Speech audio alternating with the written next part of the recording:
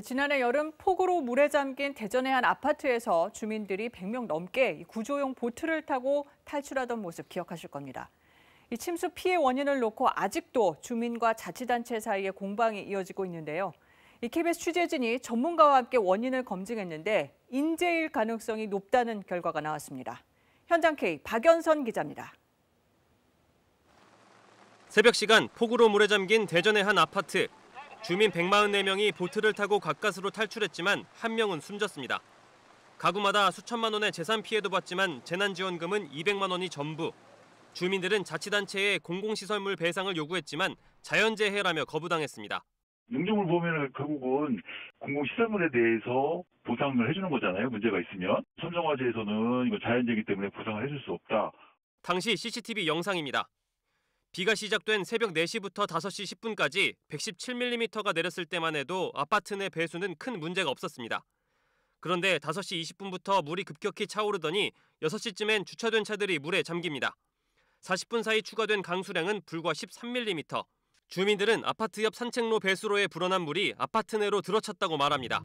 전화 와가지고 근데 쫓아 내려와 보니까 이미 담벼락은 무너져가지고 우리 아파트 쪽으로 막 이게 쏟아지는 거를 이제 봤죠. 전문가와 침수 원인을 검증해봤습니다. 먼저 지하 공간과 주변 배수로 등을 포함한 당시 아파트 전체 침수량을 실측했습니다.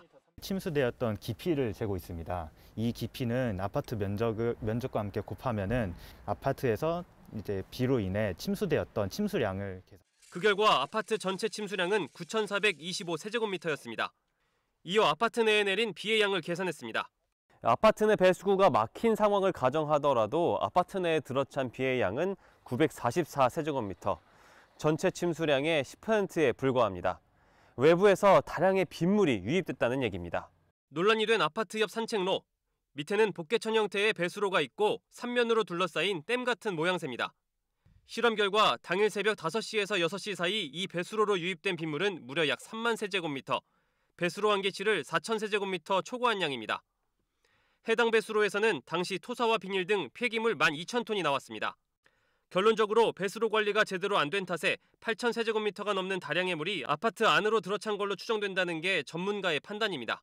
그 배수로가 감당을 못해서 결국은 코스모스 아파트 쪽으로 물이 넘어간 것 같습니다. 그 능력을 발휘하기 위해서는 관리를 지속적으로 해줘야 되는데 주민들은 이를 토대로 아파트 침수가 명백한 인재라며 해당 구청을 상대로 소송에 나섰습니다. KBS 뉴스 박연선입니다.